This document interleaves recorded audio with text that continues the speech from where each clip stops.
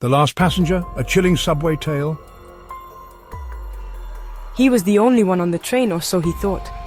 The subway car rattled along the tracks, the dim lights flickering occasionally. He glanced around, seeing nothing but empty seats and darkened windows.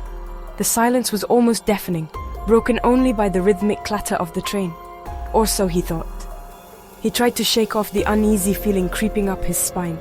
The platform outside was deserted, not a soul in sight. He took a deep breath, trying to convince himself it was just his imagination. A chill ran down his spine. The air seemed to grow colder, and he could feel the hairs on the back of his neck stand up. He rubbed his arms, trying to warm himself, but the cold seemed to seep into his very bones. Maybe he was just imagining things. He looked around nervously, his eyes darting to every shadow and corner. The feeling of being watched was overwhelming, but he saw nothing. He tried to calm his racing heart, telling himself it was all in his head. He finally worked up the courage to turn around again. His hands were trembling, and his breath came in short gasps. He slowly turned his head, dreading what he might see. The anticipation was almost unbearable. This time, she was there, pale, expressionless, whispering. Her eyes were hollow, and her skin was as white as a sheet. She sat motionless, her lips moving ever so slightly. He could barely make out the words she was saying. "You took my seat." Her voice was barely a whisper, but it sent a shiver down his spine.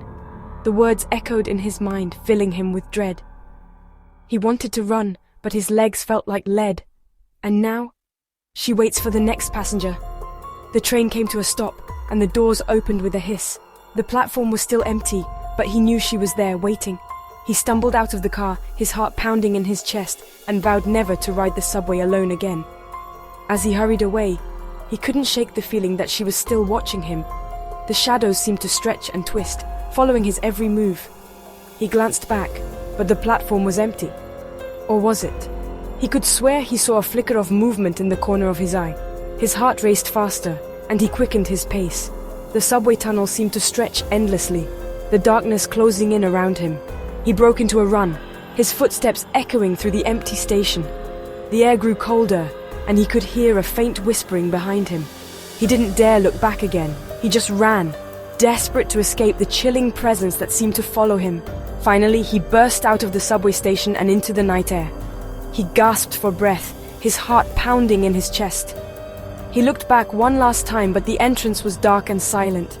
He hoped it was all over, but deep down he knew the ghostly woman would always be there, waiting for the next passenger.